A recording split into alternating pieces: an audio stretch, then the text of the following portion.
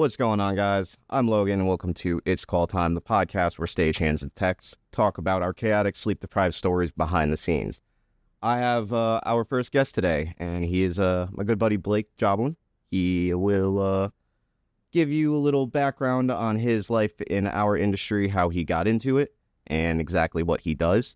Blake, why don't you give yourself a little intro, my man? Yeah, what's up, everybody? Yes, I'm Blake.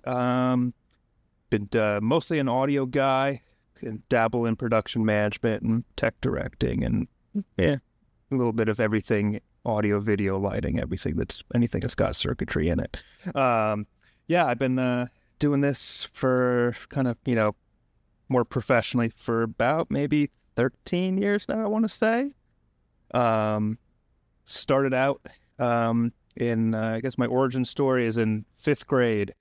At our school play, and or actually musical rather, and my father kind of was pushing me and to go hey, you don't want to do acting, you don't want to do sports, why don't you maybe try see if they need a crew for this.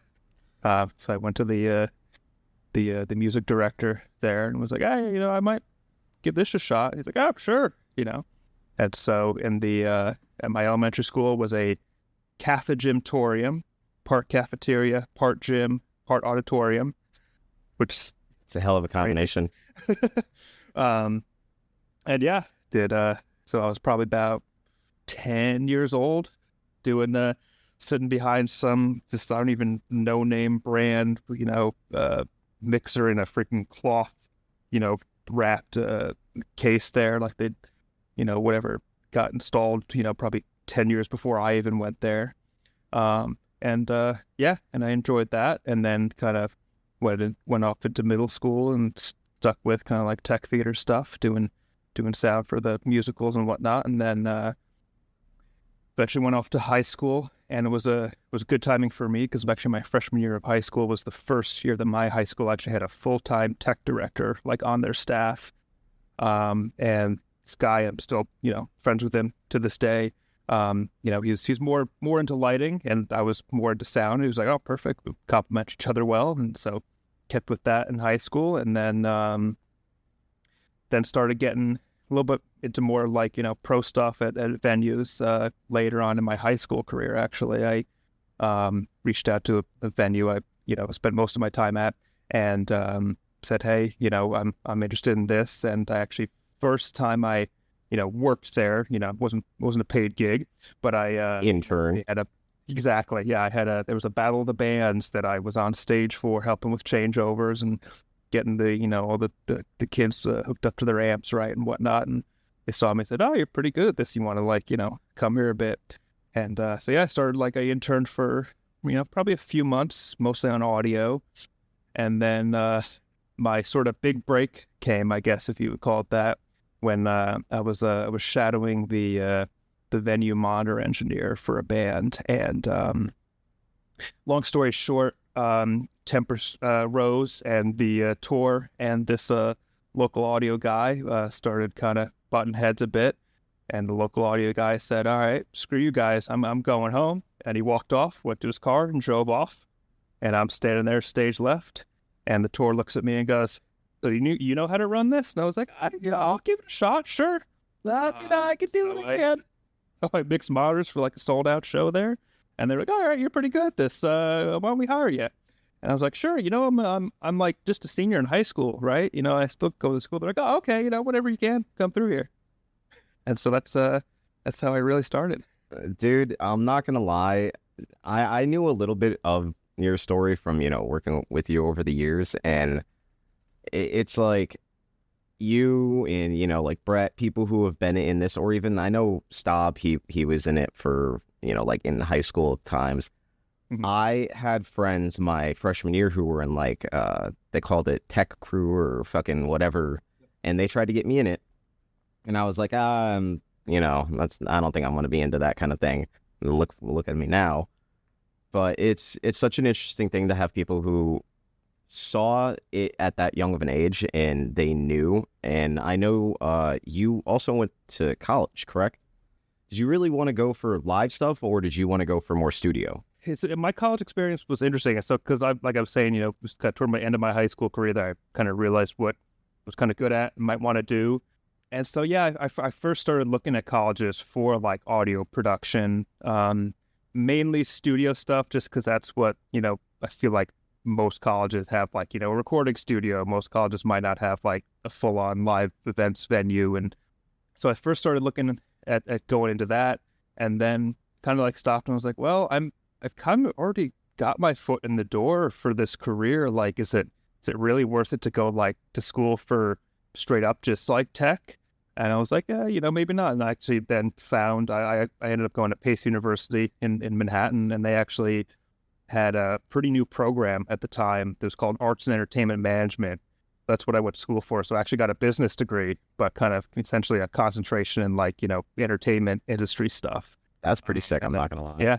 Yeah. And then all the while, like basically learning about the business side of it, I was literally taking Metro North trains back and forth from the city, and would basically do gigs for a long weekend, come back and do classes and rinse and repeat.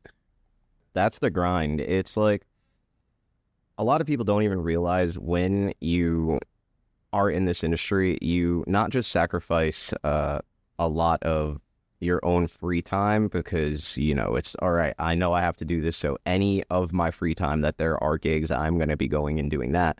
And then, like you were saying, when you think about school versus that, you had the balance. A lot of people either want to go into it straight from school, because I know plenty of people, we know Kyle, who he went to school and it was more studio stuff, and then he ended up coming into our world and we abducted him into ours.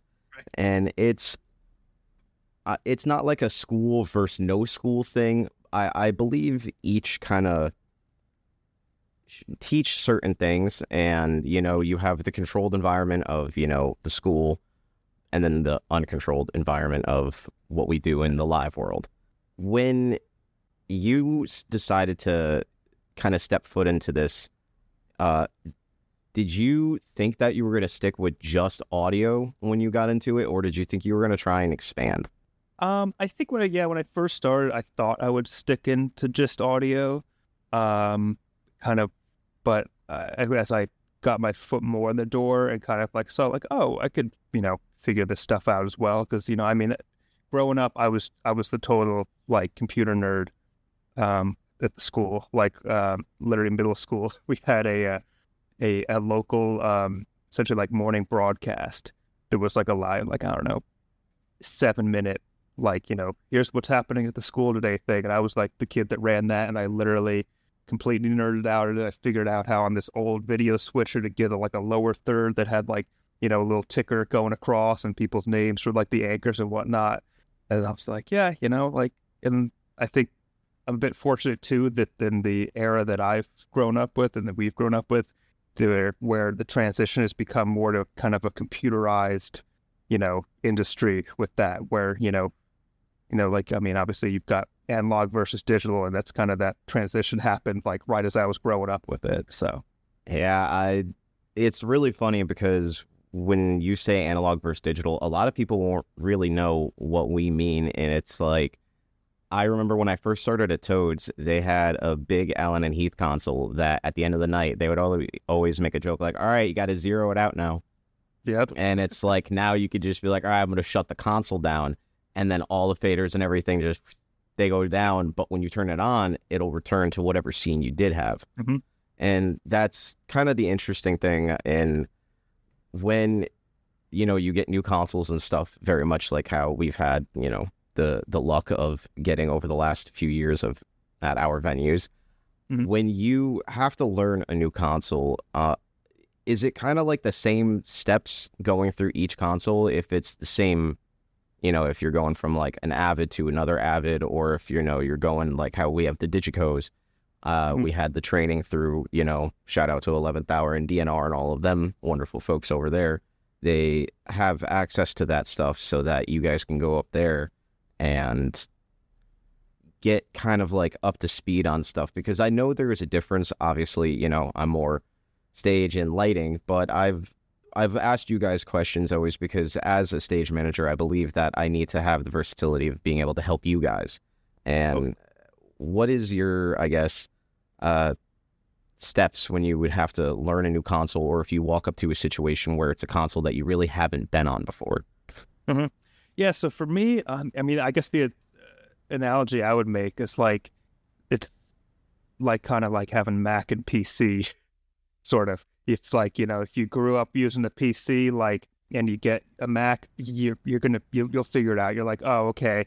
Well, instead of Control C and Control V is my copy paste, it's now Command C, Command V. Like, it's like the tasks are the same. It's just how you go about it is different. And that's why, for me at least, I mean, whenever possible, and obviously, sometimes you just get thrown on a gig and you're in front of the console and got no time.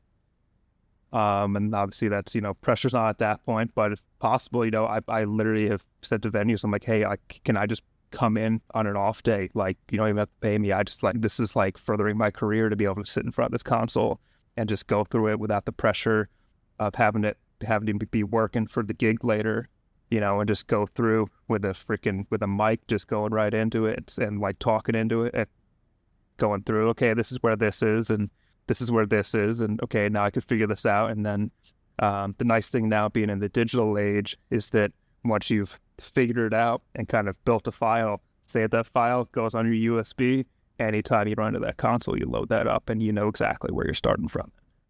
See, that's another advantage of digital versus analog, Mm-hmm. is we have stuff like that, like between, because, when I come to the building that you typically work at, they have an AVO for a lighting console. And then at the building that I typically am at, we have the MA. And they're the same but different, each have the same capabilities, but it's about how you go through the console in doing them. And, one is, better at certain things than the other. And it's finding the nuances of the consoles and how, user wants to use them. But it's the kind of the fun thing of that, or when we have a challenging day, kind of like in the day that I had to come to the venue that you were at all the time and still are, they were like, oh yeah, it's an easy day, don't worry about it. And then they hand me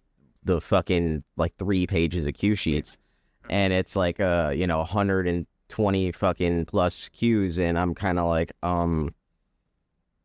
okay, I'll fucking make it work.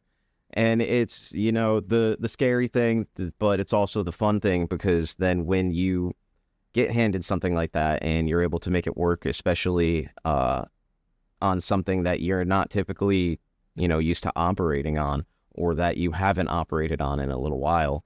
I know you have done gigs, outside of your home venue, and, you've done gigs not on like a tour schedule of a sense, but like one-off kind of things that aren't too far. How do you personally like doing stuff like that? Because I've only done like a very short stint of things, but I'm going to be asking everyone that I have come on the show. It's kind of like a tour or, one-off gig life versus a house gig life. Which would you prefer? Yeah. So, I mean, I can't speak a ton to the touring, because really I haven't toured. Like you said, I've done like, one-offs, and, way back when I was first getting started, the closest I came to like touring is I was actually a guitar tech for like one of those Beatles tribute shows. And so but the furthest I went was, maybe Pennsylvania, Long Island, that. But really, I think I like the house gig, because you can really you make it your own. I think maybe the analogy is like, it's almost like renting an apartment versus like having your own house, like, sans the cost of it.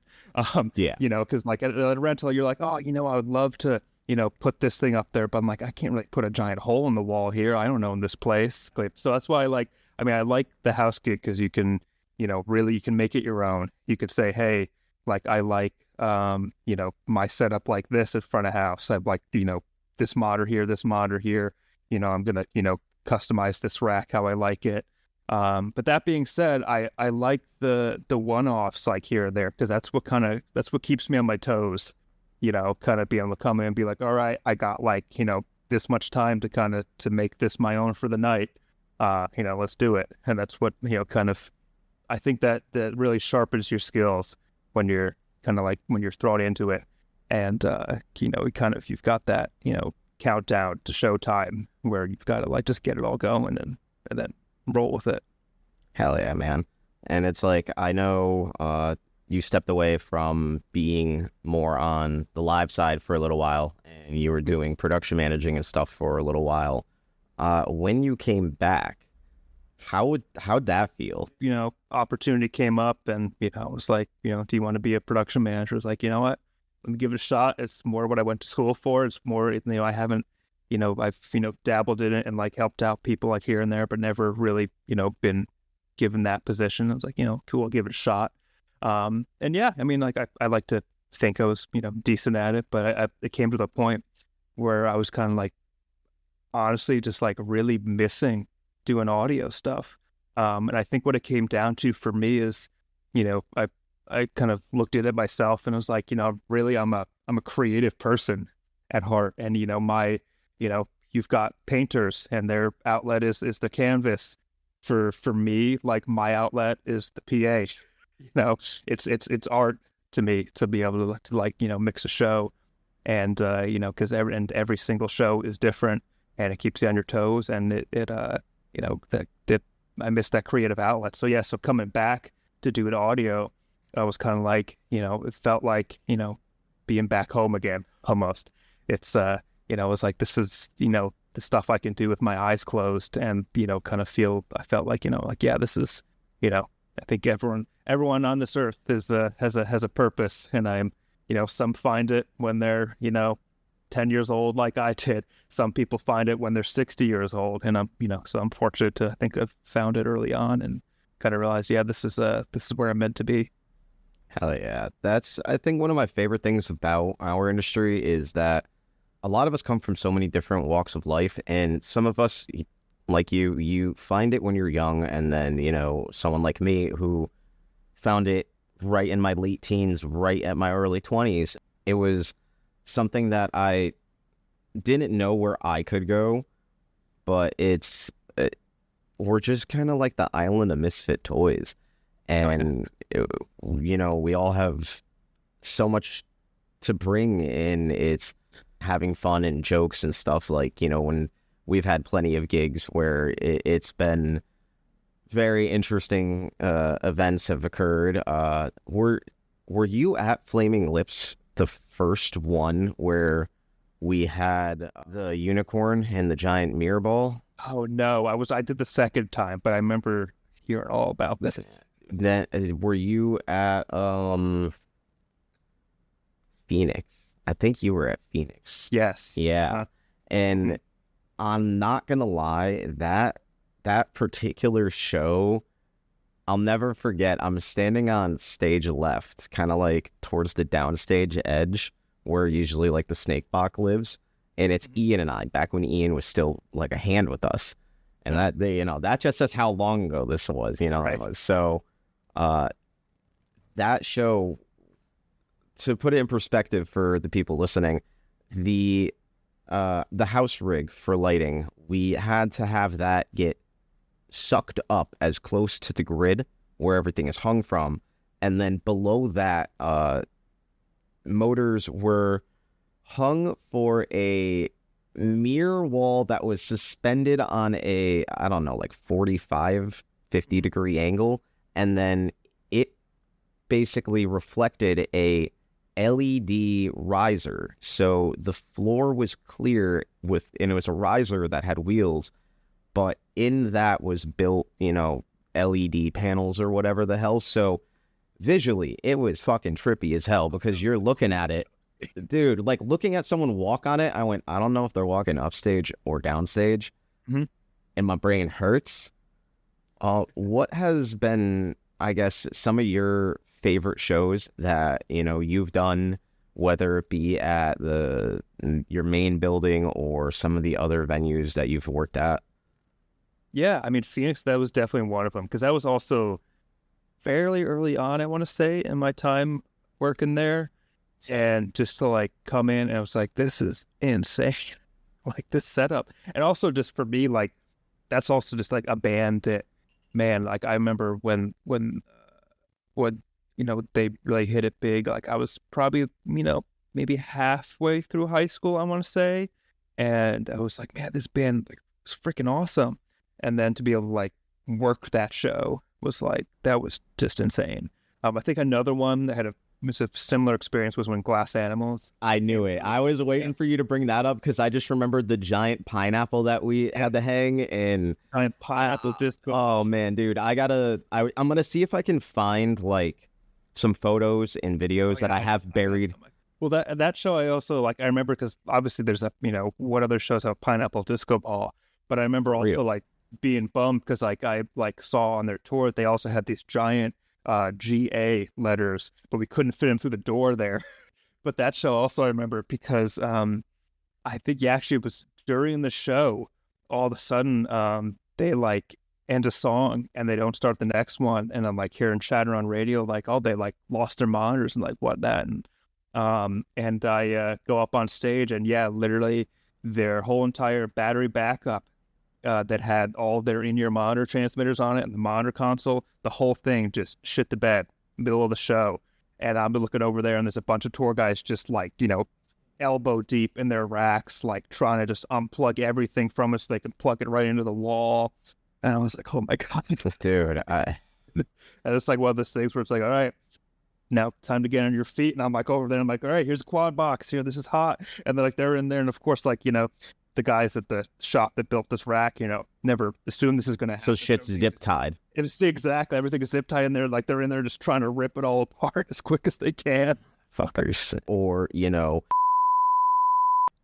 Oh God, yes, that one. Yeah, it's like I still stage snake dies. Yeah, so I was talking to I think it was Kyle because he was at Westville with us the other day. What exactly? Because it was like their feed from front of house to like they used their sub snakes as something. Yeah, so they had a strange setup. They had a pair of these Avid S3Ls, which were like they didn't really take off. They were kind of like Avid's kind of in between step from their old profile venue series to their new S6L series that hadn't quite come out yet. So they're good consoles. They're compact and like whatnot. But anyway, yeah, they had a setup where they had front of house console, then had Cat 5 lines running to the stage, and then at that point it would hit their like monitor rack. But then they had another like cross stage rack that handled most of their inputs. That was like on stage right, so it was kind of this like 3-pointed path of data there. And yeah, I'm pretty sure the cable running from one side of the stage to the other, something just went bad in it, and that was enough to take the show down. But we weren't, you try to diagnose it, you don't totally know. So I remember, I think it was you and me, middle of the show, bunch of people in the crowd, and we're there just like running a snake to front of house, like home running it, and we're like, excuse us, coming through. Shows like that, and then there are shows that they go over, absolutely perfect that we've had. The second time we've had the Flaming Lips when you were there, it was just, that's a day where you have not just the house crew, us, who all operate extremely well together. You have a touring crew come through who are just on their shit.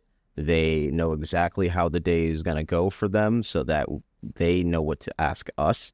And, that's one thing that a lot of people, I feel like they lose in translation when they go to a house is they don't know how to know what to ask for to people because, we've heard stories from tours come through. They went, yeah, we were in, said state at said venue and it was an absolute nightmare because these hands didn't know what they were doing.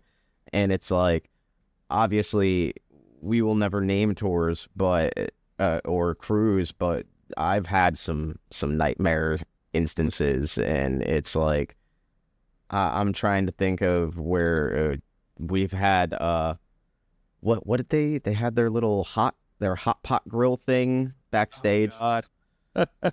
yeah. The the act that had in our dressing room, like literally set up their own, like, hot plate right underneath the smoke detector and decided that was a good place to try and make some fried rice. And so trying to go in there, and they're all just standing there as the fire alarm was going off. And I'm like, yeah, you hear that sound? That means we got to get the hell out of here. And he's like, oh, well, I'm in the middle of making something. I'm like, yeah, we got to get the hell out. It's like, hey, man, I'm just trying to make my lunch. And it's like, hey, man, I was just trying to, do our job for you guys. And you wanted to come back here. And, I get it. Trust me. I'm hungry all the time when we're on gigs. From, talking about nightmare situations, what would your, I guess, dream job or tour possibly be if you could pick maybe not just an act, but like what you would do in your field? Yeah, honestly. So I guess for me, the first thing that comes to mind would be a front of house mixer for some kind of, one of the big acts that I just love their music. I guess the reaching for the stars would be like, man, if I was out there mixing front of house for Taylor Swift, in a freaking stadium, actually, hang on, can you see here? This is I was like, oh man, I saw that one Taylor first. Swift is Jesus right there. My whole coworker got me that. Love that. But I'll admit, I'm a bit of a Swiftie. Actually, my now fiance and I went to the Eras tour maybe 2 or so years ago now, and I just was blown away. Because for me, I was always I never liked going to see a show in an arena or a stadium or something, because it was just I always thought this sounds like shit in here. This place was built for football, and the most you needed was to maybe blast some crappy music at halftime. But I went to that show, and that was I was so blown away at how clear and how amazing it sounded. And I was like, man, if I be able to be the guy sitting in that tent right there in front of the console, I think then I'd be like, okay, I'm good. This is the peak of my life right here. Dude, it's I'm not really a big Taylor Swift fan, but the thing that I've told everyone they're like, yeah, well, obviously that makes sense. And I was like, no, I've listened to her music and I can say that some of it's not bad. I can enjoy some of it, but I will also say her as a showman, as a musician, and as everything, she is fucking top notch, and she has treated her crew and everyone involved with so much respect, and has given and been so generous to them on top of that. Because, we've been in situations where hey, we're going to go do a one-off gig, but they only want to pay, half our normal day rate. But then you have someone like Taylor Swift who is paying her drivers, double the rate that they had. And it's just a really nice thing to see, because there's not a lot of musicians, there's not a lot of tours that do that. When you went to see that show, I know there was an A and a B rig. I can't imagine what that production looked like, man. Oh my God. And that was by far the most insane production value I've ever seen. And yeah, everything from just the fact that you've got automation on the stage where you've got these different lifts that literally are moving, and not moving at a snail's pace, they're moving up and down in the middle of a song.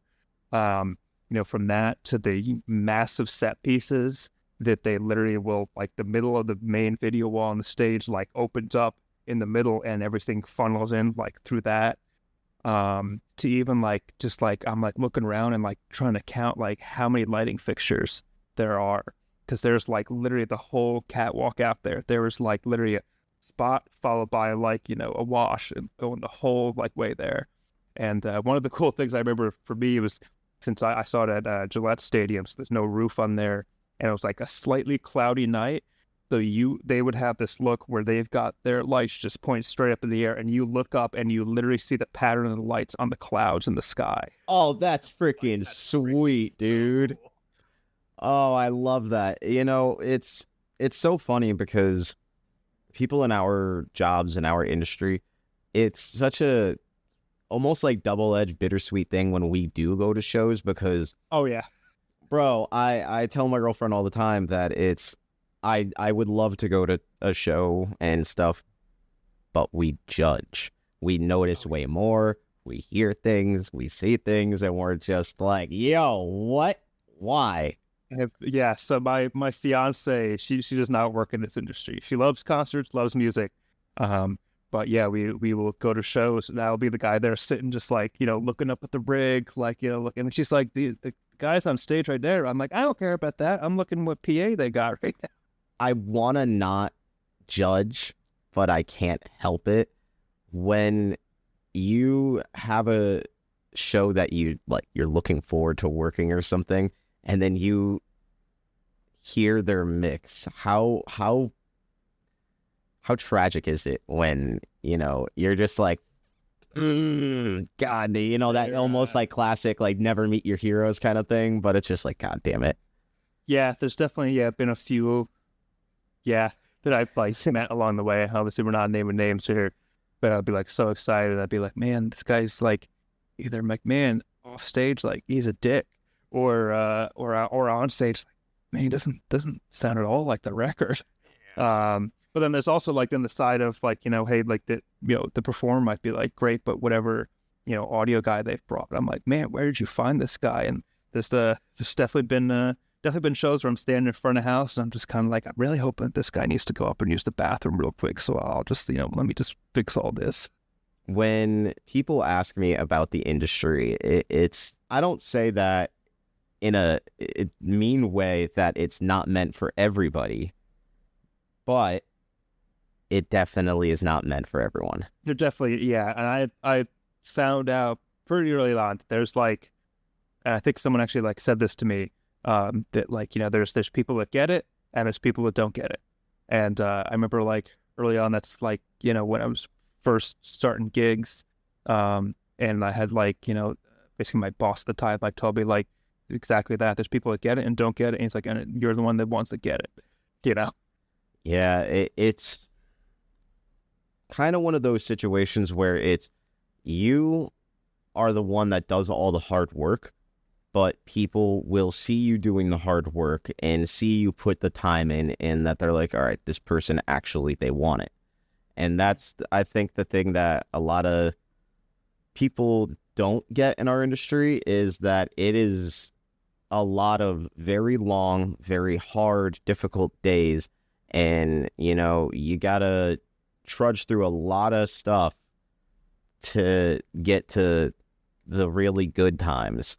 Yep. And when, you have someone asking you for tips and, tricks and advice and stuff like that, what are some of your top things that you give for, if they're wanting to know audio and stuff? So one thing actually was just popped in my mind as we were talking about this is one thing I could say for audio specifically. Well, I guess maybe, and maybe this goes over lighting too, is that like, for me personally, if I know, that like this day I'm going to be like mixing front of house for this band, they don't have their own engineer, it's going to be me doing it. I pop on Spotify, I go to this is so-and-so, and I just, on my drive into work, I just pop that on and I listen. I'm like, okay, this is the sound they're going for. Now I'm like, at least they're, more popular songs I'm familiar with. I can kind of know what I'm expecting. I know, listen to it. Okay, is this like, they doing a bunch of vocal effects in this band, or is it kind of like a dry mix? Is this a really, bass and drums, like, heavy, like driving stuff, or is this more of like a mellow kind of vibe? And I think that goes over into lighting a bit too, of like, you listen to it and you kind of know what you're expecting. And then also know, at least, if you've heard the kind of the big songs that they're probably going to close the show with, that's going to be your wow moments. You kind of, okay, like after this verse, they're going to a solo and they, I can go crazy on that and then come back to this. And yeah. So that's like one thing I would say is, yeah, definitely, kind of do your research almost, and see, what you're going into. I think one of the other things I would say is to just, immerse yourself like in a bunch of it, like I was saying earlier, if you can, if you've got the opportunity to, go into a venue on a dark day and just stand behind a console and just, that's, I think everyone has a kind of a different way of learning things. Like for me personally, I'm just like a trial and error kind of like thing. I'll be like, okay, I'm not the one that will read the manual at first. I will, figure out, and I'll get so far and be like, okay, well, now I can't figure out how to do this. And at that point, I'll be like, okay, Google, here's the manual for this, or go onto YouTube and find some guy doing a tutorial on it and then figure it out. Because I feel like for me, that's how I get it ingrained in my brain, is that like I've taught myself to this. I haven't been like, showing this is like how you do it. That's, I've physically done it. I'm like, okay, now it's stuck in there. It's like you can have someone explain it, but unless you're doing it right then and there or working through the process of it, you're like, I'm going to forget that really quick. Yep. And then it's like, there's also on the flip side of, yeah, we have a bunch of, people asking for tips and tricks that are new. What is some advice that you would potentially give to some older heads who are kind of almost stuck in their ways? And, we know how we are as the younger generation. We're very much like, I may be more, lighting or stage or carpentry or whatever, but I'm here to help to put the show on. I'm going to help audio run their subsnakes, help you guys patch the stage. Yeah. I think honestly, it's like embrace the technology that's here now. It's been invented for a reason. I think maybe a good analogy of it is like, if you're talking about cars, like you've got like an older guy that grew up, he's like, yeah, man, this thing's got like just a gas engine. There's no electronics. The steering is like straight to the wheels. And it's like, that's great and all, but like, I got this car now, it's got cameras in it. And like, it'll literally like brake for me if I'm about to like slam to the guy in front of me. Like, it's like, there's something to be said that, technology is there to help you, not hinder you, Yeah, it's like embrace the change and realize that there's no reason how some people are. They're just very harsh when it comes to how they give directions, or that they're like, oh, I don't need help because if you help me, you're going to take my job. And it's like, no, right, man. Yeah, it's not a weakness, but it's not. It's not. There's no reason to gatekeep what we do. And that's one thing I feel a lot of people are very like closed off. They're like, all right, I have this position, I'm not going to share any knowledge or anything because then someone can come in and they could take it from me. I think that's something that our generation is kind of pushing out, and we're all coming in, and it's like, nah, man, the more knowledge we all know, the more we can help each other. Exactly. And I think that's something that kind of differentiates us from the older crews and, stuff like that. And that's when we go to other calls, I love that they know that we're capable of that. And there are people who embrace that, and there are others who don't.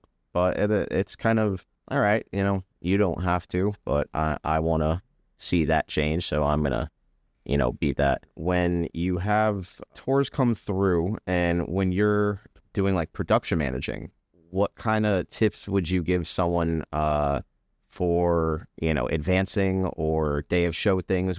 Yeah, I mean, I think the best thing you can do is do a good advance. Spend the time. And sometimes it's hard because I've dealt with it where this tour's just not getting back to me. They're really bad on email or something.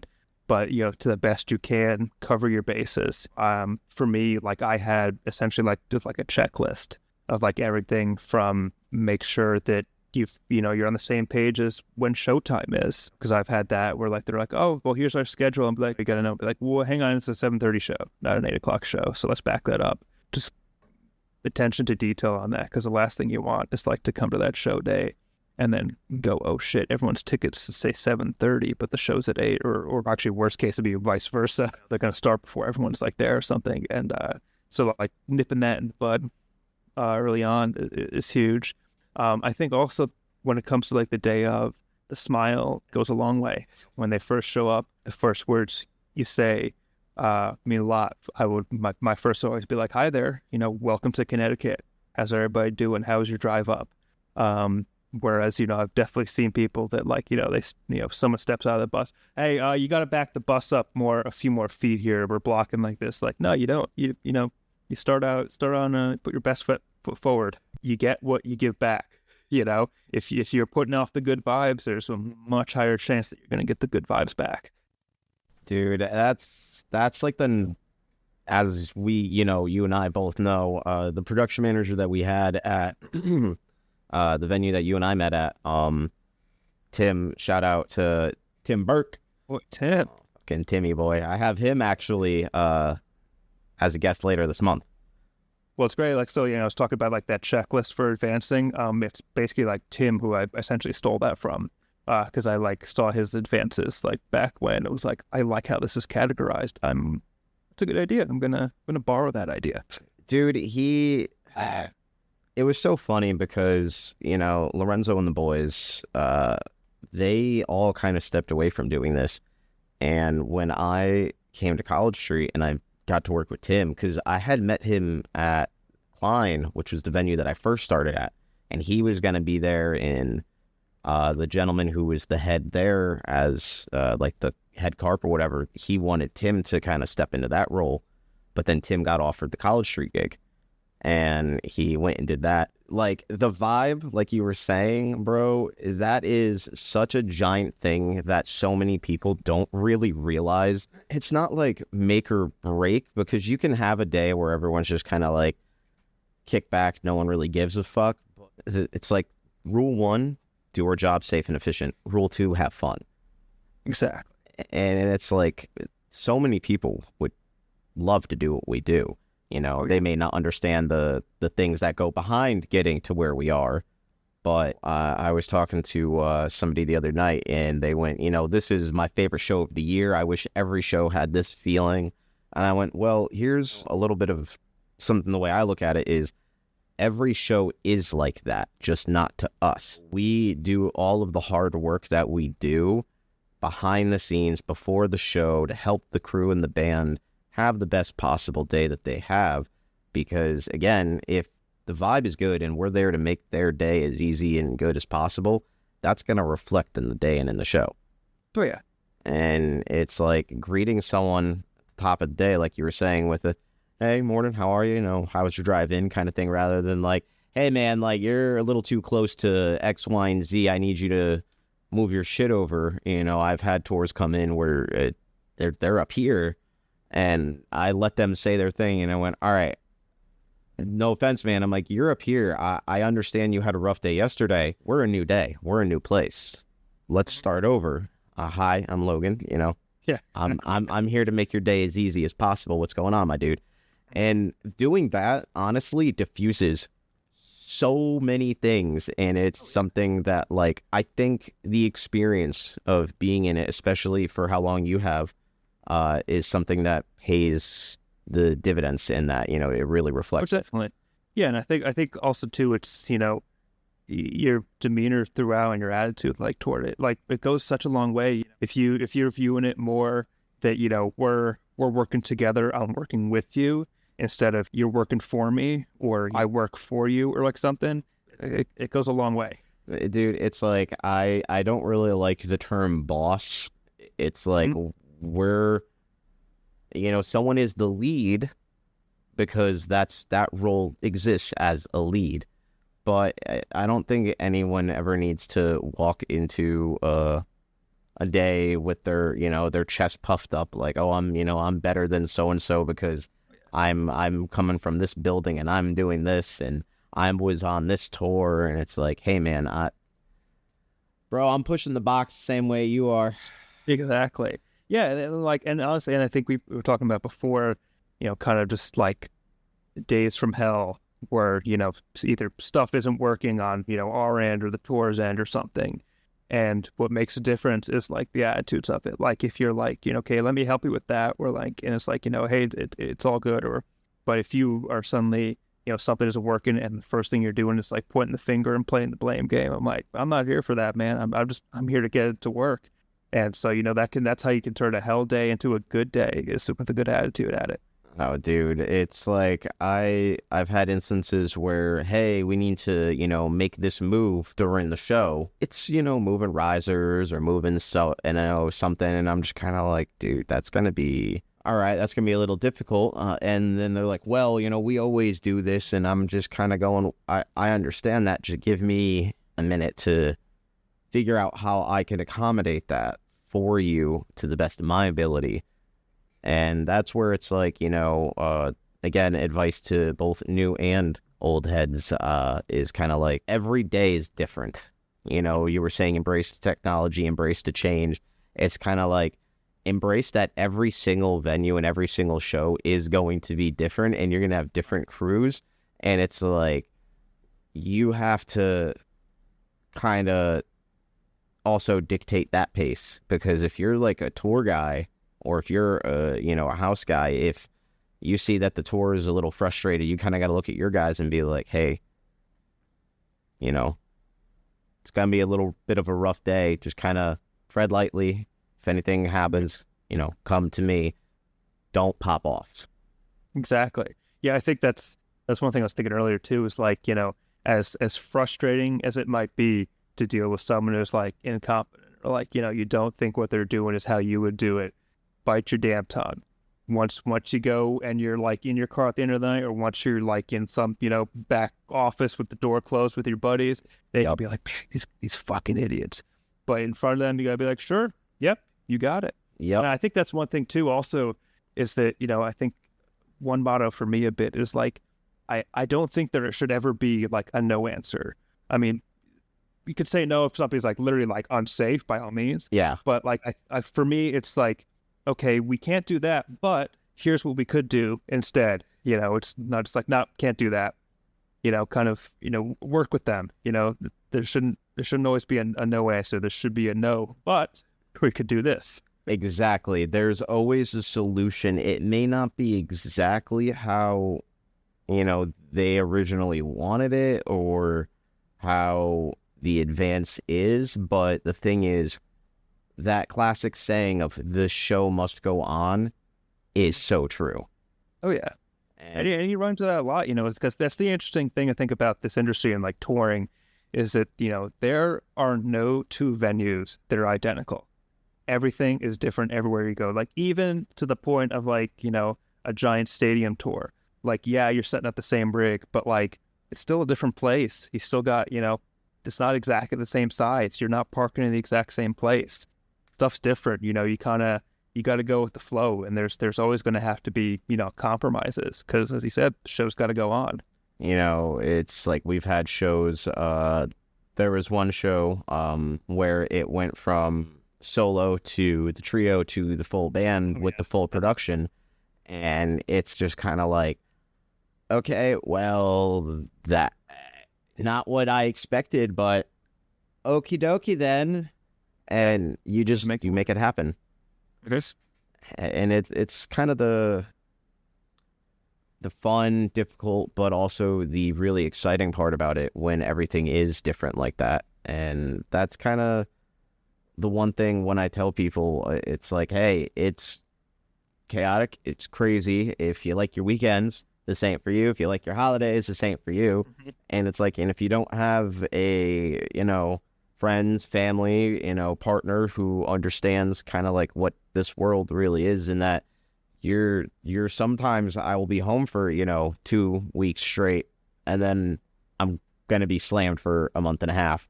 So I got to get it while I can, because that's the gig life. Exactly. We're kind of overglorified gypsies, man. That's precisely it. But at the same time, I always think like, it's not a desk job.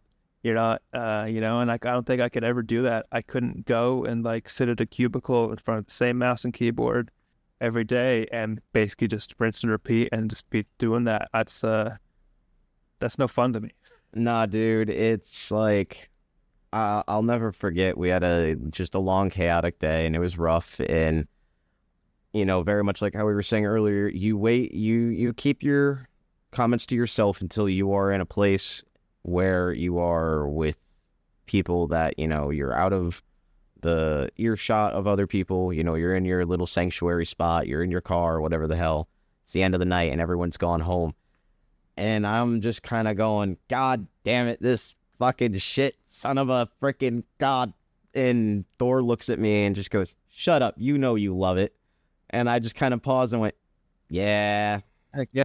Chose this life. Yeah, man, I fucking do love it. And it's, I don't know, it's not, like we said earlier, it's not meant for everyone, but when you find it, and if someone really wants to put in the time and the effort into it, it can really turn into something absolutely just fucking beautiful, and it can lead to so many fun things. And, you know, we've gotten to do so many gigs together, and we've gotten to, you know, go to other venues, and we've gotten to all work together and do all these crazy things and make these crazy shows happen. And that's something that, you know, it's shit, man. Like I said, we get paid to make that happen. Yeah, it can be really rewarding. You know, you might slave for the first 12 hours of the day, but then that like show comes and you see like the audience just in roar as to like, you're like, all right, this is why we do it. Yeah, man. It's, you know, that's really the thing. You know, when I call house to show, that's my favorite moment. And, you know, I guess we'll start to wrap it up, but on, you know, I guess some final comments. What is your favorite moment of the night when we are doing a show? I think, you know, that's a good question, honestly.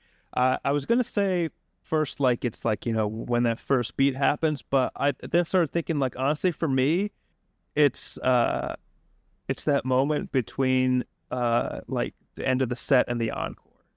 I think, because it's kind of like, you know, like, all right, like that's like when the audience is like most like at their peak, you know, and you know, but you're kind of, that's that, what's the word, kind of like when you wake up but you're not quite awake yet, Kind of like a daydream state, like yeah, something like that.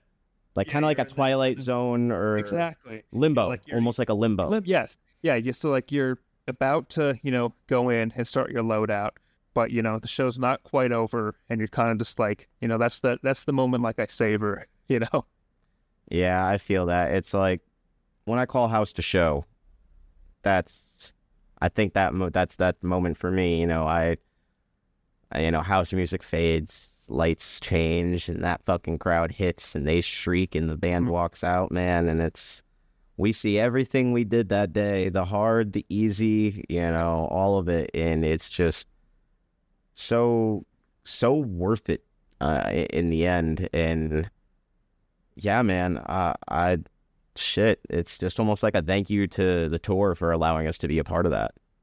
Yeah, it's like, it could, like I said before, it can be so rewarding because you actually like you see the final product, you know, which, like, you know, it's in a lot of other industries and even other like jobs within this industry, like if you're like, say, a shop guy, you know, you're prepping this stuff, but then you're kind of like saying, okay, have fun with it, you know. But for us, you know, we're bringing it in, you know, building it, doing the show, and then like you see the fruits of your labor like come to life right in front of your very eyes, like within, you know, the same day. It's really something. It really is, man.